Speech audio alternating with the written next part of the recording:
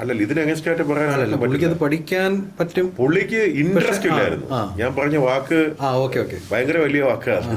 കാര്യം മാത്സും സയൻസും പഠിക്കാനുള്ള ശേഷിയും ടെക്നോളജിയോട് ഇൻട്രസ്റ്റും ഉണ്ടെങ്കിൽ എഞ്ചിനീയറിംഗിന്, ആ വാക്ക് ഞാൻ വളരെ മനഃപൂർവ്വം ഉപയോഗിച്ചതാണ്. Interest is very important. Interest ഇല്ലാതെ പഠിക്കത്തില്ല. അതൊന്നുകൂടെ റിപ്പീറ്റ് ചെയ്യാമോ?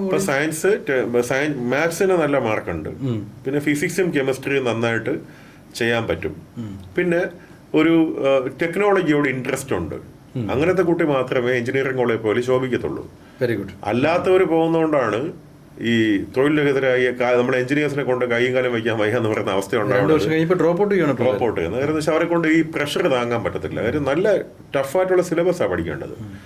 പിന്നെ മറ്റുള്ളവരൊക്കെ വിചാരിക്കും ഈ മാത്സ് അറിയില്ല, ബയോളജി ഇഷ്ടമാണ്, അതുകൊണ്ട് MBBS പോകാമെന്ന് വിചാരിക്കും. അതും തെറ്റിദ്ധാരണയാണ്. മാത്തമെറ്റിക്സ് ഒക്കെ നന്നായിട്ട് ചെയ്യാൻ പറ്റുന്ന കുട്ടിക്ക് നീറ്റ് പോലത്തെ ഒരു എക്സാമിനേഷനൊക്കെ പാസ്സാകാൻ പറ്റത്തുള്ളൂ.